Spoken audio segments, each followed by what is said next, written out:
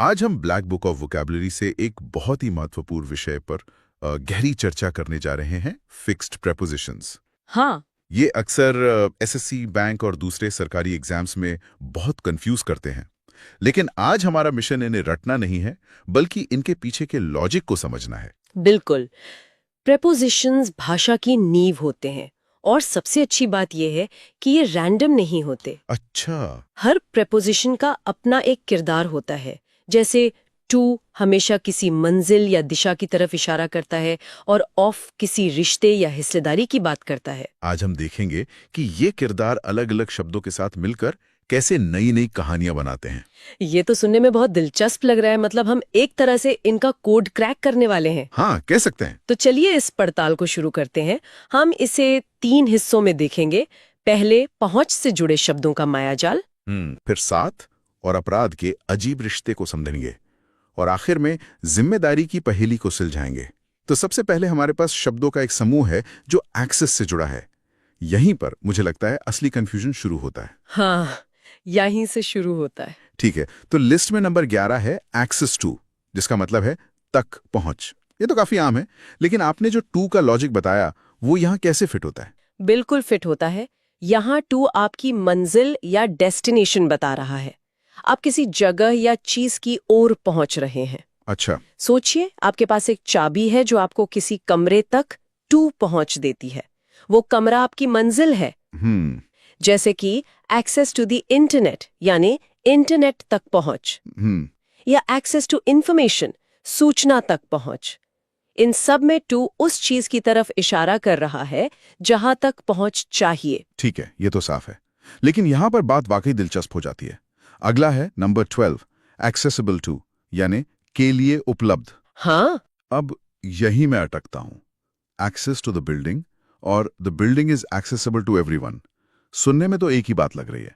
क्या हम असल में एक ही चीज को दो अलग तरीकों से नहीं कह रहे हैं? मुझे वो महीन धागा पकड़ना है जो इन्हें अलग करता है। ये बढ़िया सवाल है, क्योंकि यही सब गड़बड़ करते हैं। वो महीन धागा ग्रामर का है। एक्सेस एक नाउन है, यानी पहुंच खुद एक चीज है, एक अधिकार है। एक अधिकार। हाँ, इसीलिए हम कहते हैं I have access to something. लेकिन एक्सेसिबल एक एडजेक्टिव है। ये किसी चीज की खासियत बताता है। कोई चीज एक्सेसिबल होती है। अच्छा, तो एक अधिकार है जिसे आप रखते हैं, और दूसरा एक विशेषता है जो किसी चीज में होती है। बिल्कुल। और ये एक पैटर्न है। अक्सर जब हम किसी चीज की खासियत बताते हैं तो हम उसे टू लगाकर किसी समूह से जोड़ते हैं। जैसे this is important to me, या this is visible to everyone. वैसे ही the building is accessible to everyone, यानी इमारत की ये खासियत है कि वो सभी के लिए उपलब्ध है। वाह, ये पैटर्न वाली बात में इसे एकदम साफ कर दिया। हाँ। तो मतलब सारा खेल नाउन और एडजेक्टिव का है। हाँ। इसका मतलब यह है कि हमें सिर्फ शब्द नहीं, बल्कि वाक्य में उसका रोल भी पहचानना होगा। ये तो ग्रामर का एक और टेस्ट हो गया। सही पकड़ा आपने। तो इसके कुछ उदाहरण देखें तो बात और साफ होगी। जैसे इजीली एक्सेसिबल टू पब्लिक, जनता के लिए आसानी से उपलब्ध। या फिर this website is not accessible to students, ये वेबसाइट छात्रों के लिए सुलभ नहीं है। यहाँ हर जगह किसी चीज को सुलभ या उपलब्ध बताया जा रहा है। समझ गया। और अब इस तिकड़ी का तीसरा शब्द, नंबर 13, एक्सेशन टू, यानी में प्रवेश या किसी पद को पाना। हाँ, ये तो बिल्कुल अलग लगता है। हाँ, ये बिल्कुल अलग है, और इसका इस्तेमाल बहुत खास, मतलब औपचारिक संदर्भों में होता है। अच्छा। ये किसी पद, सिंहासन या किसी अंतर्राष्ट्रीय संधि में शामिल होने की प्रक्रिया है। जैसे जब कोई राजकुमार राजा बनता है तो उस प्रक्रिया को एक्सेशन टू द थ्रोन कहते हैं। Accession to the throne. हाँ, यहाँ भी टू उस पद या स्थिति की ओर इशारा कर रहा है जिसे पाया जा रहा है। कमाल है। तो एक्सेस शब्द सत्ता तक पहुंचने की बात भी कर सकता है, और सत्ता और अधिकार के साथ अक्सर लोग भी होते हैं, जो हमें हमारे अगले शब्द अकम्पनीड बाई की तरफ ले जाता है। ये ट्रांजिशन कैसा था? बहुत बढ़िया। और आपका अगला शब्द अकम्पनीड बाय के साथ तुलनात्मक रूप से सरल है। हाँ, ये तो सीधा लगता है। यहाँ बाय उस व्यक्ति को दिखाता है जिसके साथ कोई जा रहा है। ध्यान देने वाली बात यह है कि अकम्पनीड बाय का प्रयोग हमेशा किसी सजीव प्राणी, खासकर व्यक्ति के लिए होता है। अच्छा, तो इसका मतलब है कि अगर कोई चीज साथ में है, जैसे कि बारिश के साथ तेज हवा चल रही है, तो वहां बाय का इस्तेमाल नहीं होगा। आमतौर पर नहीं। उस स्थिति के लिए अकम्पनीड विद का प्रयोग होता है, लेकिन जब हम किसी व्यक्ति के साथ होने की बात करते हैं तो बाय सबसे सटीक है। ठीक है। जैसे the minister was accompanied by officials, मंत्री के साथ अधिकारी थे। या she went to the party accompanied by her friends, वो अपने दोस्तों के साथ पार्टी में गई। समझ गया। अब 7 से चलते हैं अपराध की तरफ। नंबर 15, अकम्प्लिस ऑफ, अपराध में सहयोगी। यहां प्रेपोजिशन बदलकर ऑफ हो गया है। ये क्यों? ये बदलाव बहुत जरूरी है। जैसा हमने शुरू में कहा था, ऑफ का किरदार रिश्ता या हिस्सेदारी दिखाना है।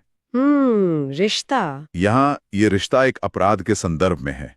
आप मुख्य अपराधी के ऑफ सहयोगी हैं, आप उस अपराध का हिस्सा है। अच्छा। एक बैंक डकैती का सीन सोचिए, जहां एक ड्राइवर बाहर कार में इंतजार कर रहा है। वो मुख्य चोर का अकम्प्लिश ऑफ है। तो ऑफ का मतलब का या की वाला संबंध यहाँ भी लागू हो रहा है? हाँ, बिल्कुल। मुझे एक पुराना मजाकिया वाकया याद आता है, जहां किसी ने कहा, I was an accomplish with the chef in making the pasta. हाँ, ये तो गलत है। जाहिर है वो गलत था। आप शेफ के सहयोगी हो सकते हैं, लेकिन अपराधी नहीं। अपराध के लिए हमेशा अकम्प्लिस ऑफ ही होता है। सही। तो इसके सही वाक्य होंगे अकम्प्लिस ऑफ द थीफ, चोर का सहयोगी, या he was arrested as an accomplice of the gang, उसे गिरोह के सहयोगी के रूप में गिरफ्तार किया गया। अपराध के बाद बारी आती है हिसाब किताब और जवाबदेही की। और यहीं पर हमारी अगली जोड़ी है, जिसमें लोग सबसे ज्यादा उलझते होंगे। नंबर 16, अकाउंट फॉर का हिसाब देना, और नंबर 17, अकाउंटेबल टू के प्रति जवाब दे। बिल्कुल। यहाँ फॉर और टू के बीच का फर्क ही सारी कहानी है। क्या इस पर थोड़ा और रुक सकते हैं? जरूर। ये बहुत महत्वपूर्ण बिंदु है। इसे सरल तरीके से समझते हैं। अकाउंट फॉर में फॉर का मतलब है के लिए। के लिए। आप किसी चीज के लिए हिसाब दे रहे हैं।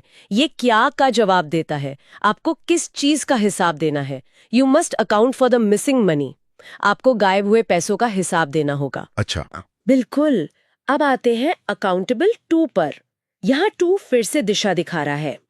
आप किसी व्यक्ति या संस्था की ओर या के प्रति जवाबदेह हैं। ये किसको का जवाब देता है? किसको? आप किसको जवाबदेह हैं? You are accountable to your manager.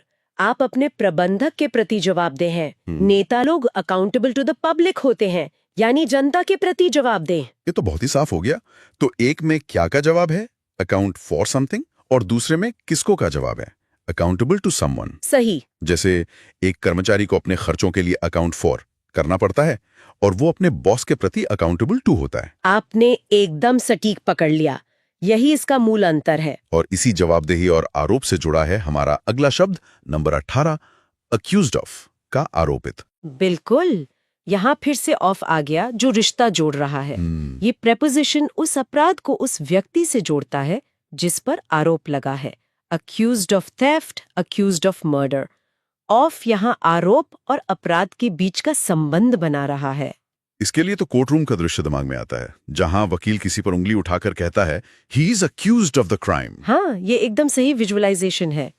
Of के बाद हमेशा वो अपराध आता है जिसका आरोप लगा है। जैसे she was accused of lying, उस पर झूठ बोलने का आरोप लगाया गया। तो हमने जिम्मेदारी की इस पहेली को सुलझा लिया। अब कुछ रोजमर्रा की चीजों पर आते हैं। हमारी लिस्ट में अगला है नंबर 19, अकस्टम्ड टू के आदी। जी। ये मैं बहुत सुनता हूं। लोग अक्सर कहते हैं, I am used to it. क्या अकस्टम्ड टू और यूज्ड टू में कोई फर्क है, या ये बस एक ज्यादा फॉर्मल तरीका है कहने का? ये बहुत अच्छा सवाल है। ज्यादातर मामलों में ये एक दूसरे की जगह इस्तेमाल हो सकते हैं, लेकिन एक सूक्ष्म अंतर है। क्या? अकस्टम टू अक्सर एक प्रक्रिया को दिखाता है, यानी धीरे धीरे किसी चीज की आदत पड़ना। जैसे कोई ठंडे देश से गर्म देश में आया है, शुरू में उसे बहुत गर्मी लगती है, लेकिन धीरे धीरे वो उस गर्मी का अकस्टम टू हो जाता है। अच्छा। वो उस मामौल के प्रति अनुकूलित हो जाता है। अच्छा, तो इसमें एक अडेप्टेशन या अनुकूलन का भाव है। हाँ, और यहाँ भी टू उस चीज या स्थिति की ओर इशारा कर रहा है जिसके आप आदी हो चुके हैं। ये आपकी नई सामान्य स्थिति बन गई है। जैसे he is accustomed to hard work, वो कड़ी मेहनत का आदी है। या I am accustomed to this noise, मैं इस शोर का आदी हूँ। और आज का हमारा आखिरी शब्द नंबर 20, अक्वेंट विद, से परिचित कराना। यहाँ विद का किरदार महत्वपूर्ण है। विद का मतलब होता है के साथ। के साथ। इसका मतलब है किसी व्यक्ति को किसी नई चीज, नए व्यक्ति या नई जानकारी के साथ जोड़ना या परिचित कराना। आप किसी को किसी चीज के साथ फेमिलियर करा रहे हैं। इसका एक अच्छा उदाहरण हो सकता है जब कोई किसी पार्टी में अपने दोस्त को किसी अजनबी से मिलवाता है। Let me acquaint you with my friend Rohan. बिल्कुल सही, आप उस नए व्यक्ति के साथ परिचित हो रहे हैं। इसके और उदाहरण है, please acquaint me with the details, कृपया मुझे विवरणों से परिचित कराएं। या the new employees need to acquaint themselves with the company rules, नए कर्मचारियों को कंपनी के नियमों से खुद को परिचित कराने की जरूरत है। तो आज हमने देखा कि कैसे एक्सेस, एक्सेसिबल और असेशन जैसे शब्द सिर्फ एक प्रेपोजिशन या उनके ग्रामेटिकल रूप की वजह से बिल्कुल अलग मतलब देते हैं, और कैसे अकाउंट फॉर और अकाउंटेबल टू में एक छोटा सा फर्क जिम्मेदारी की दिशा बदल देता है, फॉर समथिंग और टू समवन। यही भाषा की खूबसूरती और उसका लॉजिक है। हर प्रपोजिशन का अपना एक वजन और एक दिशा होती है। तो अक्सर एक मंजिल दिखाता है, बाय एक साथी को, ऑफ एक संबंध या हिस्सेदारी को, और विथ एक जुड़ाव को। अगर हम इस कोड को समझ जाएं, तो इन्हें याद रखना बहुत आसान हो जाता है। तो इसका मतलब क्या है? इसका मतलब ये है कि अगली बार जब आप इन शब्दों को देखें, तो सिर्फ शब्द को नहीं, बल्कि उसके साथ लगे प्रपोजिशन के किरदार पर भी ध्यान दें। वही असली कहानी बताता है। बिल्कुल। और आज की चर्चा के बाद एक सवाल सोचने लायक है। क्या कोई ऐसा शब्द है जो अलग-अलग प्रपोजिशंस के साथ जुड़कर एक दूसरे से बिल्कुल विपरीत या अप्रत्याशित अर्थ दे सकता है? इस पर विचार करना भाषा की हमारी समझ को और भी गहरा करेगा। वोकैबुलरी के सबसे कंफ्यूजिंग लेकिन शायद सबसे स्कोरिंग हिस्सों में से एक में आपका स्वागत है। हम बात कर रहे हैं होमोनिम्स और होमोफोन्स की। एसएससी जैसे एग्जाम्स में ये अक्सर किसी जाल की तरह बिछाए जाते हैं, जहां एक शब्द सुनने में कुछ और लगता है या स्पेलिंग इतनी मिलती जुलती होती है कि मतलब ही उलट पुलट हो जाता है। और ये सिर्फ डायरेक्ट क्वेश्चंस की बात नहीं है। Comprehension, cloze test, error detection, हर जगह शब्दों की ये बारीक समझ ही आपको दूसरों से आगे ले जाती है। असल में ये अंग्रेजी भाषा की एक पहेली को सुलझाने जैसा है। एक ही आवाज, लगभग एक ही लिखावट, लेकिन मतलब बदलते ही पूरी कहानी बदल जाती है। बिल्कुल, ये सिर्फ शब्दों का खेल नहीं, ये कम्युनिकेशन के कोर को समझने की कला है। तो चलिए इस इंटरेस्टिंग और एग्जाम स्मार्ट सफर पे निकलते हैं, जहां शब्द वही होंगे लेकिन उनके मायने कई होंगे।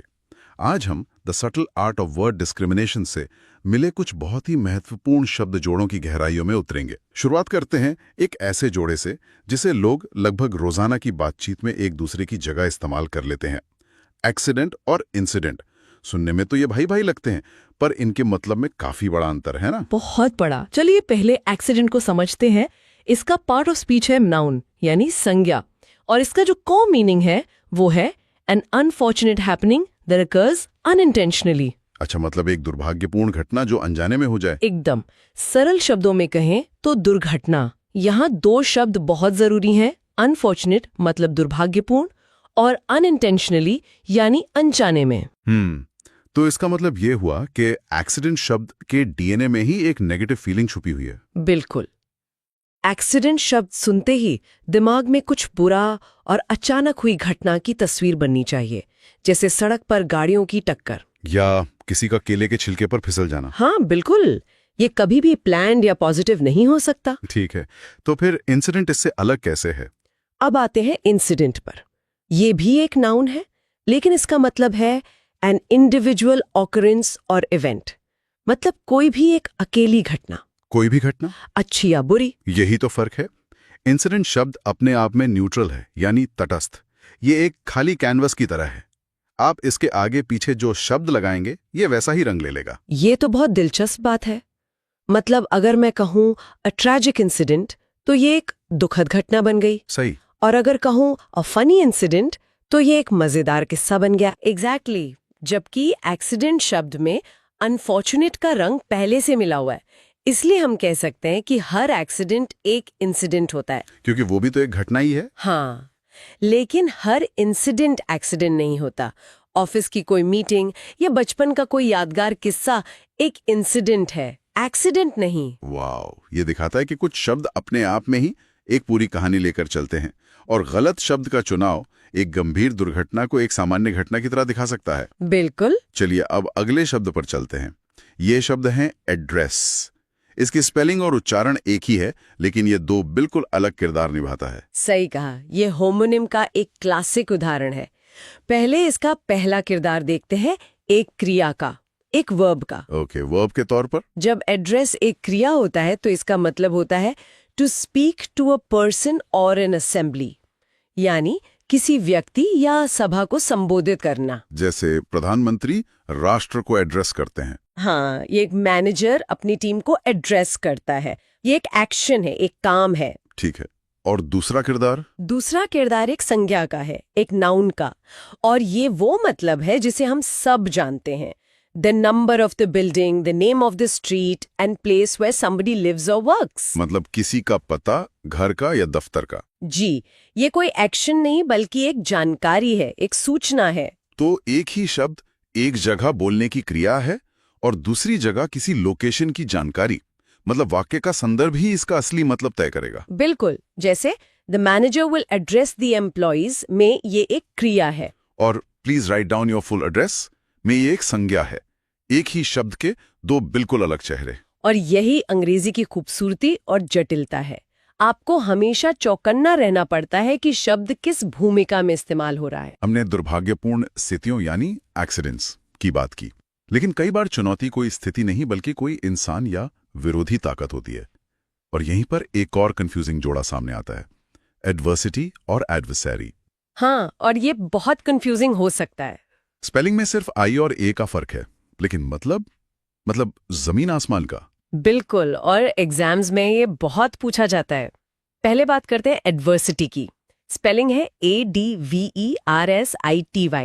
ध्यान दीजिएगा, आई है। आई, ठीक है। ये एक नाउन है और इसका मतलब है एन अनफेवरेबल सिचुएशन, यानी एक प्रतिकूल स्थिति या आपदा। आपदा मतलब मुश्किल समय। हाँ, कठिनाई, विपत्ति। ये एक हालात को दर्शाता है, किसी व्यक्ति को नहीं। तो ये वो चुनौती है जो जिंदगी हमारे सामने रखती है, जैसे गरीबी, कोई लंबी बीमारी या कोई प्राकृतिक आपदा। तो हम कह सकते हैं कि किसी ने अपनी जिंदगी में बहुत एडवर्सिटी का सामना किया। एकदम सही। अब दूसरे शब्द को देखते हैं, एडवर्सरी। स्पेलिंग है ADVERSARY। यहाँ आई की जगह ए है। एडवर्सरी ये भी एक नाउन है, लेकिन इसका मतलब है एन एनिमी और अपोजिंग फोर्स, यानी विरोधी या शत्रु। अच्छा, तो एक हालात है और दूसरा एक इंसान या एक टीम। बिल्कुल, एडवर्सिटी किसी हालात को नहीं बल्कि किसी व्यक्ति, टीम या समूह को दर्शाता है जो आपके खिलाफ है, आपका प्रतिद्वंदी है। तो आप एडवर्सिटी का सामना करते हैं, लेकिन आप अपने एडवर्सरी को हराते हैं। जैसे शतरंज की खेल में आपके सामने बैठा खिलाड़ी आपका एडवर्सरी है। बहुत अच्छा पॉइंट है। महान कहानियां अक्सर इसी के बारे में होती है ना? हाँ बिल्कुल। एक हीरो जो बड़ी एडवर्सिटी यानी विपरीत परिस्थितियों का सामना करते हुए अपने सबसे बड़े एडवर्सरी यानी विरोधी से लड़ता है। एक शब्द आपकी लड़ाई के मैदान को बताता है और दूसरा आपके दुश्मन को। उन्हें एडवाइस कर रहे हैं। सुनने में एक जैसा लगता है, लेकिन ग्रामेटिकली ये दो अलग दुनियाएं हैं। और ये एक ऐसा कॉमन कंफ्यूजन है जो अच्छे लोगों से हो जाता है। यहाँ सारा खेल सी और एस का है। सी और एस का। पहला शब्द है एडवाइस, सी के साथ। ये एक नाउन यानी संज्ञा है और इसके उच्चारण पर भी ध्यान दें। ये स की ध्वनि के साथ खत्म होता है। एडवाइस। एडवाइस इसका मतलब है an opinion offered as a guide, यानी सलाह, वो विचार या सुझाव जो दिया जाता है। ये एक चीज है। अच्छा, तो ये वो चीज है जो हम किसी से लेते या किसी को देते हैं। जैसे thank you for the advice या my father give me a piece of advice. यहां सलाह अपने आप में एक वस्तु की तरह है। बिल्कुल। अब आते हैं एडवाइस पर, एस के साथ। एडवाइस ये एक वर्ब है यानी क्रिया, और इसके उच्चारण में भी फर्क है। ये जेड की ध्वनि के साथ खत्म होता है। एडवाइज। Advise Z sound. हाँ, इसका मतलब है टू गिव एडवाइस टू, यानी सलाह देना। ये सलाह देने का एक्शन है, वो काम जो किया जा रहा है। ये दिलचस्प है। तो अगर कोई दोस्त कहे my advice to you is to relax, यहाँ एडवाइज एक नाउन है। सही। लेकिन अगर वो कहे I advise you to relax, तो यहाँ एडवाइज एक वर्ब बन गया। बिल्कुल। मतलब वाक्य का स्ट्रक्चर ही हमें बता देता है कि बात सलाह की हो रही है या सलाह देने की क्रिया की। आपने बिल्कुल सही पकड़ा। इसे याद रखने का एक आसान तरीका भी है। एडवाइस सी के साथ एक नाउन है जैसे काउंसिल, और एडवाइस एस के साथ एक वर्ब है जैसे सुपरवाइज। अरे वाह, ये तो बहुत अच्छा तरीका है। सुपरवाइज ऐसा आता है और वो एक क्रिया है। हाँ, ये छोटा सा नियम आपको बहुत सारी गलतियों से बचा सकता है। वाकई ये बहुत मददगार है। चलिए, हमने जोड़ों की बात कर ली, अब एक तिकड़ी को सुलझाते हैं। ये तिकड़ी अक्सर लोगों को चक्कर में डाल देती है। एडॉप्ट, अडैप्ट और अडेप्ट। हाँ, यहां सिर्फ एक वॉवल ओ ए ई पूरी कहानी बदल देता है। हाँ, ये तिकड़ी सच में कमाल की है। चलिए एक एक करके इन्हें खोलते हैं। पहला है अडॉप्ट, बीच में ओ के साथ, ADOPT। अडॉप्ट ये एक क्रिया है, वर्ब है, जिसका मतलब है टू चूज और टेक एज वंस ओन, यानी गोद लेना या अपनाना, किसी चीज को चुनकर अपना बना लेना। इसका सबसे आम इस्तेमाल तो किसी बच्चे को गोद लेने के लिए होता है, लेकिन इसे और भी तरीकों से इस्तेमाल किया जा सकता है ना? जरूर, आप किसी नई तकनीक को अडॉप्ट कर सकते हैं, किसी नई आदत को अडॉप्ट कर सकते हैं, या किसी नए विचार को अडॉप्ट कर सकते हैं। अच्छा, मूल विचार है बाहर से किसी चीज को लेकर अपना हिस्सा बना लेना। जैसे एक कंपनी ने काम करने का नया तरीका अडॉप्ट किया। ठीक है। तो अडॉप्ट का मतलब है अपनाना। अब अडैप्ट का क्या? बीच में ए के साथ। अडेप्ट, ADAPT, ये भी एक क्रिया है, वर्ब है। इसका मतलब है to change according to new environment or new situation, यानी नए माहौल या नई स्थिति के अनुसार खुद को अनुकूल बनाना या ढालना। अच्छा, तो यहां आप बाहर से कुछ ले नहीं रहे, नहीं, बल्कि खुद को बदल रहे हैं ताकि आप उस माहौल में फिट हो सके। बिल्कुल सही। अडॉप्ट में हम किसी चीज को अपने अंदर लाते हैं, और अडेप्ट में हम खुद को बाहर के हिसाब से बदलते हैं। जैसे गिरगिट रंग बदलकर माहौल के हिसाब से खुद को अडैप्ट करता है। परफेक्ट उदाहरण। या जब कोई नए शहर में जाता है तो वहां के रहन सहन और संस्कृति को अडेप्ट करता है। ये सर्वाइवल और लचीलेपन से जुड़ा शब्द है। समझ गया। अडॉप्ट मतलब अपनाना, अडैप्ट मतलब ढल जाना। और अब इस तिकड़ी का तीसरा सदस्य अडेप्ट, बीच में ई के साथ। ये तो इन दोनों से बिल्कुल अलग लगता है। बिल्कुल अलग। सबसे बड़ा फर्क तो ये है कि अडेप्ट एक एडजेक्टिव है, यानी विशेषण। ये कोई क्रिया नहीं है। एडजेक्टिव, ये क्रिया नहीं है। इसका मतलब होता है स्किल्ड, प्रोफिशिएंट, यानी किसी काम में निपुण या कुशल। ये किसी व्यक्ति की खूबी बताता है। जो किसी काम में माहिर हो वो अडेप्ट है। तो इसका मतलब अडेप्ट एक क्वालिटी है, एक विशेषता है। जैसे हम कहते हैं he is a skilled player, वैसे हम कह सकते हैं he is an adapt player. एकदम, ये किसी के हुनर को बताने का एक बहुत ही सोफिस्टिकेटेड तरीका है। बिल्कुल सही। तो इसे याद रखने के लिए एक छोटा सा ट्रिक है। हाँ। अडॉप्ट में ओ है, जैसे ओन करने में, यानी अपनाना। ओन, हाँ। अडेप्ट में ए है, जैसे एडजस्ट करने में, यानी ढल जाना। एडजस्ट, सही है। और अडेप्ट में ई है, जैसे एक्सपर्ट में, यानी किसी काम में माहिर। क्या बात है। O for own, A for adjust और E फॉर एक्सपर्ट। ये तो बहुत ही शानदार तरीका है इस तिकड़ी को हमेशा के लिए याद रखने का। तो आज की हमारी इस चर्चा में हमने शब्दों के कई छुपे हुए पहलुओं को समझा। हमने एक्सीडेंट और इंसिडेंट के बीच के गंभीर और सामान्य के फर्क को समझा। एड्रेस के दोहरे किरदारों को देखा। एडवर्सिटी यानी आपदा और एडवर्सरी यानी शत्रु, इनके बीच की महीन रेखा को पहचाना। एडवाइस जो कि सलाह है, और एडवाइज जो सलाह देना है, उसके क्रिया और संज्ञा के खेल को पकड़ा। और अंत में अडॉप्ट, अडैप्ट और अडेप्ट की इस तिकड़ी को सुलझाया। और ये शब्द सिर्फ परीक्षा के नंबर नहीं है। ये हमें सिखाते हैं कि संदर्भ यानी कॉन्टेक्स्ट कितना महत्वपूर्ण है। कैसे एक अक्षर या एक छोटा सा उच्चारण एक विचार को आपदा से विरोधी में या सलाह से सलाह देने की क्रिया में बदल सकता है। यह हमें एक बेहतर और ज्यादा सटीक कम्युनिकेटर बनाता है। बिल्कुल। तो अगली बार जब कोई कुछ पढ़े या लिखे तो एक पल के लिए जरूर सोचना चाहिए, क्या जो शब्द इस्तेमाल हो रहा है वो ठीक वही कह रहा है जो कहने का इरादा है। शब्दों की यही शक्ति है। फ्रेजल वर्ब्स इंग्लिश का वो हिस्सा जो अक्सर कंफ्यूजिंग लगता है, लेकिन जिसके बिना सच कहूं तो बात करने में मजा नहीं आता। बिल्कुल। और आज हम ऐसे ही 10 जरूरी फ्रेजल वर्ब्स पर गहराई से बात करेंगे। हमारा मकसद सिर्फ इनका मतलब रटना नहीं होगा, है ना? नहीं, बिल्कुल नहीं। हम इन्हें याद रखने के तरीके और कुछ मजेदार ट्रिक्स भी सीखेंगे ताकि ये हमेशा के लिए याद हो जाए। बहुत बढ़िया।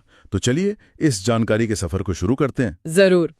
तो आज का हमारा पहला फ्रेजल वर्ब नंबर 11 है अलाउ फॉर। Allow for. हाँ, इसकी जो किताबी परिभाषा है वो है टू टेक इनटू कंसिडरेशन। जिसका मतलब हुआ किसी चीज को ध्यान में रखना। बिल्कुल। इसे तोड़कर समझते हैं।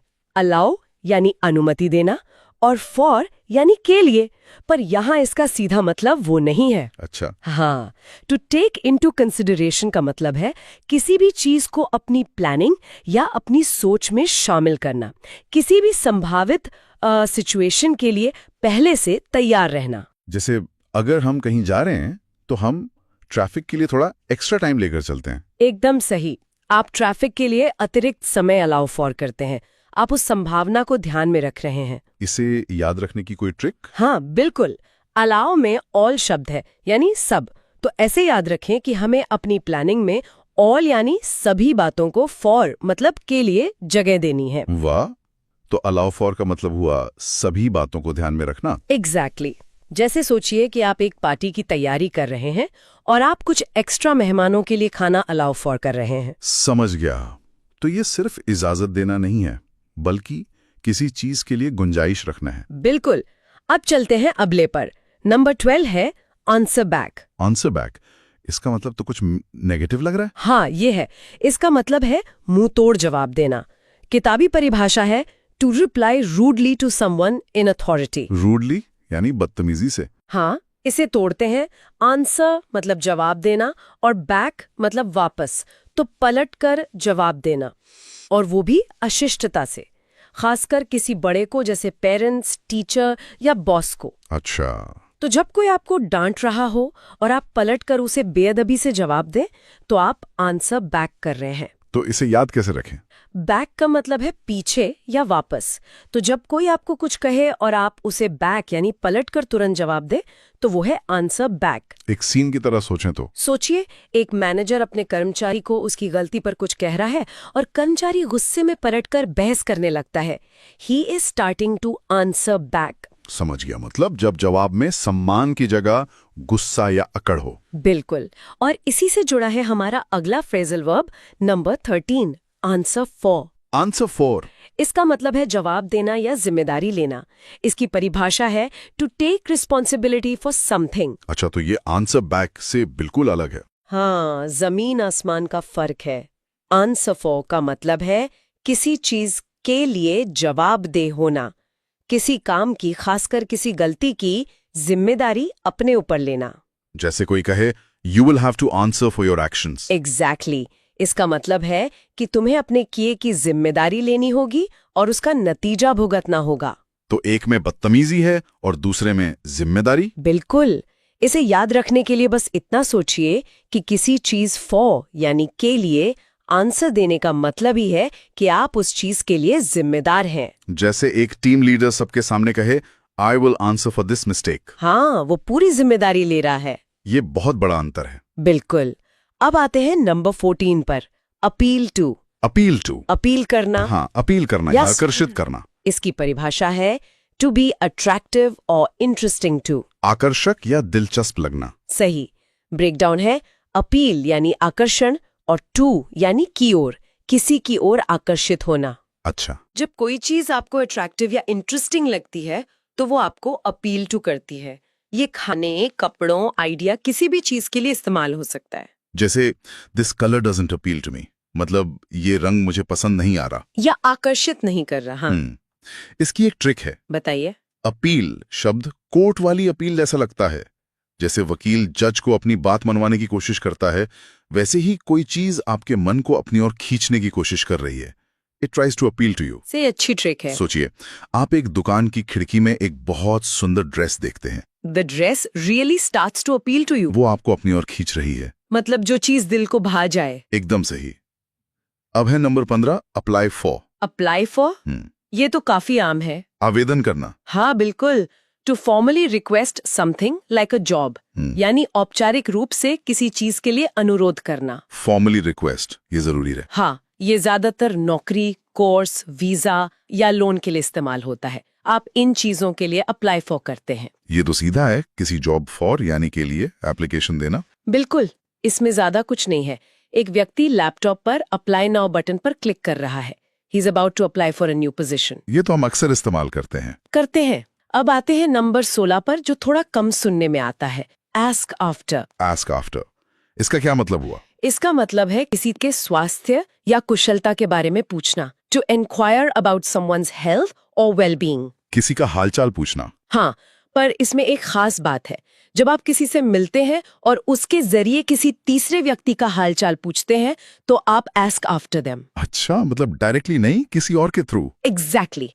जैसे I met Rohit and he was asking after you. समझ गया। इसे याद कैसे रखें? किसी के जाने के आफ्टर यानी बाद में उसके बारे में आस्क करना, मतलब पूछना। ये तो बहुत आसान है। जैसे मैं अपने दोस्त से उसके भाई के बारे में पूछूं कि वो कैसा है आजकल। हाँ, you are asking after his brother. ठीक है। अगला है number 17, ask around. Ask around, चारों ओर पूछताछ करना। बिल्कुल, to ask many people the same question. आसपास के लोगों से पूछना। जब आपको कोई जानकारी चाहिए और आप एक ही सवाल कई अलग अलग लोगों से पूछते हैं, तो आप आस्क अराउंड करते हैं। जैसे अगर कोई चीज खो गई है। हाँ, तो आप आस पड़ोस में सबसे पूछते हैं। You start to ask around. Around का मतलब है चारों ओर, तो चारों ओर आस्क करना। जैसे कोई टूरिस्ट रास्ता भटक गया हो और हर किसी से पता पूछ रहा हो। एकदम सही। He is asking around for directions. ठीक है। और अब number 18, ask for. Ask for, ये तो सबसे आसान है, मांग करना या पूछना। टू रिक्वेस्ट समथिंग, किसी चीज का अनुरोध करना। हाँ, जब आपको कुछ चाहिए होता है तो आप उसे आस्क फॉर करते हैं। He asked for a glass of water. किसी चीज फॉर के लिए आस्क करना यानी उसे मांगना। बिल्कुल, जैसे रेस्टोरेंट में कोई वेटर को बुलाकर मेन्यू मांग रहा है। He is asking for the menu. Ask for, ask after, ask around.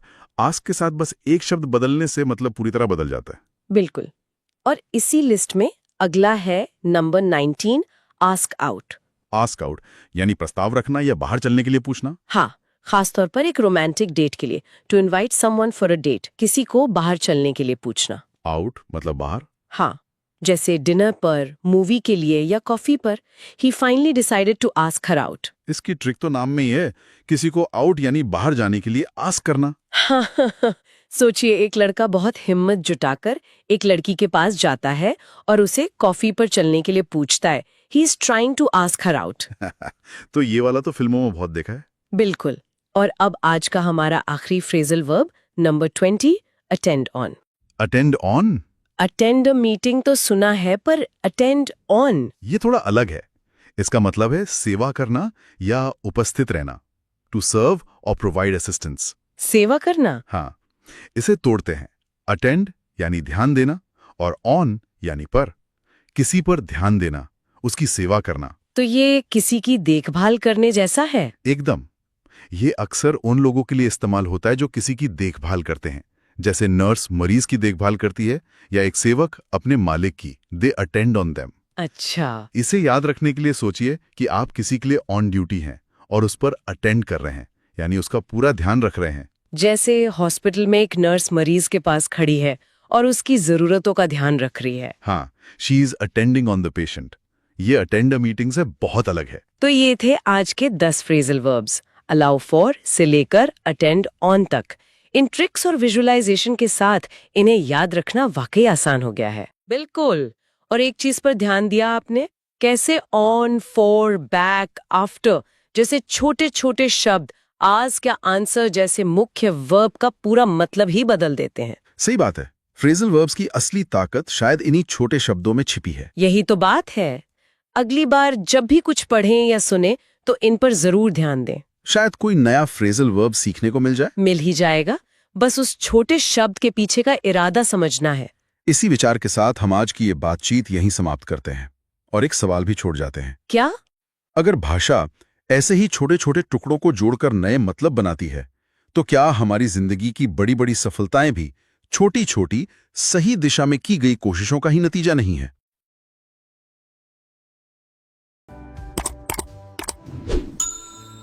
Please subscribe to the channel and please like the video. Thank you.